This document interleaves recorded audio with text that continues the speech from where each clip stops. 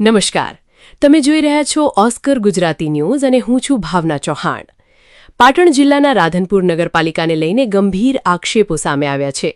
સામાજિક કાર્યકર્તા રોહિત કે મહેતા અને મુકેશ મહેતાએ નગરપાલિકાના વહીવટ, ટેન્ડર પ્રક્રિયા અને વિકાસ કાર્યોમાં વ્યાપક ભ્રષ્ટાચારના આક્ષેપો લગાવ્યા છે। તેમણે દાવો કર્યો છે કે કરોડો રૂપિયાના રોડના ટેન્ડરો ઊંચા ભાવે મંજૂર કરવામાં આવ્યા છે, જ્યારે જમીન પર કોઈ કામ દેખાતું નથી। સાથે જ નગરપાલિકાના વહીવટમાં પ્રમુખના પતિની દખલગીરી, ચીફ ઓફિસરની કામગીરી અને કારોબારી ચેરમેનની કાર્યશૈલી સામે પણ અનેક સવાલો ઉઠાવવામાં આવ્યા છે। આ તમામ મુદ્દે તાત્કાલિક તપાસ કરીને જવાબદાર લોકો સામે કાર્યવાહી કરવાની માંગ ઉઠી છે। જો માંગણીઓ નહીં સ્વીકારાય તો ઉગ્ર આંદોલનની ચીમકી પણ આપવામાં આવી છે। રાધનપુર નગરપાલિકાના વિકાસ કાર્યોને લઈને વિવાદ વધુ ગાઢ બનતો જઈ રહ્યો છે। સામાજિક કાર્યકરોએ આક્ષેપ કર્યો છે કે શહેરમાં એક પણ આરસીસી રોડનું કામ પૂર્ણ થયું નથી, છતાં કરોડો રૂપિયાના ટેન્ડરો મંજૂર કરવામાં આવ્યા છે। તેમના જણાવ્યા મુજબ નિયમ મુજબ સૌથી ઓછા દર ધરાવતા કોન્ટ્રાક્ટરને કામ આપવાના બદલે પસંદગીના કોન્ટ્રાક્ટરોને 40% થી 50% સુધીના ઊંચા ભાવે કામ સોંપવામાં આવ્યા છે। આ પ્રક્રિયામાં સરકારી નાણાંનો દુરુપયોગ થયો હોવાના આક્ષેપો કરવામાં આવ્યા છે। આક્ષેપોમાં વધુમાં જણાવાયું છે કે નગરપાલિકાના ચીફ ઓફિસર સામે અગાઉ પણ ગંભીર ફરિયાદો થઈ ચૂકી છે અને તેમની કામગીરીને લઈને અનેક સવાલો ઊભા થયા છે।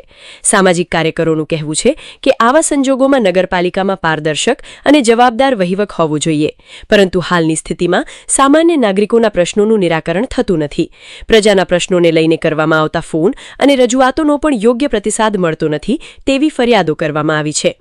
નગરપાલિકાના પ્રમુખની ગેરહાજરી અને વહીવટી પ્રક્રિયામાં તેમના પરિવારજનોની દખલગીરી અંગે પણ પ્રશ્નો ઉઠાવવામાં આવ્યા છે। આક્ષેપ મુજબ નગરપાલિકાના અનેક નિર્ણયો ચૂંટાયેલા પ્રતિનિધિઓના બદલે અન્ય લોકો દ્વારા પ્રભાવિત કરવામાં આવે છે। જો કે આ મુદ્દે સંબંધિત પક્ષ તરફથી કોઈ સત્તાવાર પ્રતિસાદ સામે આવ્યો નથી। કારોબારી સમિતિની કામગીરી અને ટેન્ડર પ્રક્રિયામાં પારદર્શિતાના અભાવ અંગે પણ તપાસની માંગ કરવામાં આવી છે। રાધનપુર શહેરના રસ્તાઓની હાલત અંગે સ્થાનિક લોકોમાં પણ નારાજગી જોવા મળી રહી છે। ચોમાસા પહેલા શહેરના મુખ્ય માર્ગો આરસીસી રોડથી બનાવવાની માંગ કરવામાં આવી રહી છે। સ્થાનિક આગેવાનોનું કહેવું છે કે ખરાબ રસ્તાઓના કારણે સામાન્ય જનતા તેમજ દર્દી અને હોસ્પિટલ પહોંચાડતી એમ્બ્યુલન્સને પણ મુશ્કેલીનો સામનો કરવો પડે છે। રાધનપુરની જનતા હવે ભ્રષ્ટાચાર અને બેદરકારી સહન નહીં કરે।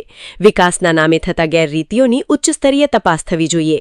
જવાબદાર લોકો સામે કડક કાર્યવાહી કરવામાં આવે અને પ્રજાના નાણાંનો હિસાબ જાહેર કરવામાં આવે। સામાજિક કાર્યકરોએ માંગ કરી છે કે તમામ ટેન્ડરોની સ્વતંત્ર તપાસ કરવામાં આવે, રોડના કામોની ગુણવત્તા અને ખર્ચનું ઓડિટ કરાવવામાં આવે તેમજ સમગ્ર મામલાની ઉચ્ચ સ્તરીય તપાસ હાથ ધરવામાં આવે। તેમણે ચેતવણી આપી છે કે ટૂંક સમયમાં કાર્યવાહી નહીં થાય તો લોકશાહી ઢબે આંદોલન અને વિરોધ કાર્યક્રમો યોજવામાં આવશે। હવે જોવાનું એ રહેશે કે રાધનપુર નગરપાલિકા અને જિલ્લા વહીવટી તંત્ર આ ગંભીર આક્ષેપો અંગે શું સ્પષ્ટતા કરે છે અને આગળ શું કાર્યવાહી કરે છે। નવીન કુમાર કેશુલાલ મહેતા।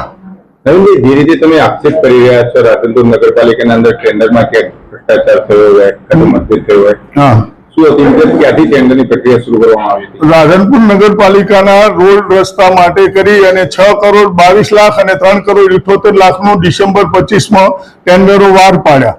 એ પછી જે ટેન્ડર એક ખોલ્યું અને એની અંદર 9% નીચું આવતા એ ટેન્ડરને આજ સુધી વર્ક ઓર્ડર આપેલો નથી, કારણ કે ચીફ ઓફિસર, એન્જિનિયર અને થર્ડ પાર્ટી આ લોકોનું પોતાની એજન્સી ના આવતા અને અન્ય એજન્સી આપે અને પોતાની ટકાવારી ના મળે એના કારણે આજ સુધી વર્ક ઓર્ડર આપ્યો નથી। બીજી બાજુ 6 કરોડ ને 22 લાખના ટેન્ડરને સતત 3 વખત રદ કરી અને ચોથી વખત એમનું ટેન્ડર આવતા 50% ઊંચું ટેન્ડર આવ્યું એને કારોબારીમાં લઈ અને નેગોશિએશન કરવા પાર્ટીને બોલાવ્યા વગર 35% ઓટોમેટિક નેગોશિએશન કરી અને ઉપર મૂક્યું છે। જો આ 35% લેખે ઊંચું થાય તો 6 કરોડ 22 લાખના ટેન્ડરના જીએસટી સાથે 8 કરોડ રૂપિયા થાય અને 35% ઊંચા એ 2.5 થી 3 કરોડ રૂપિયા નગરપાલિકાને સૌ ભંડોળમાંથી આપવા પડે અને નગરપાલિકાની આર્થિક પરિસ્થિતિ સારી નથી તો આ પૈસા આપવા પડે છે।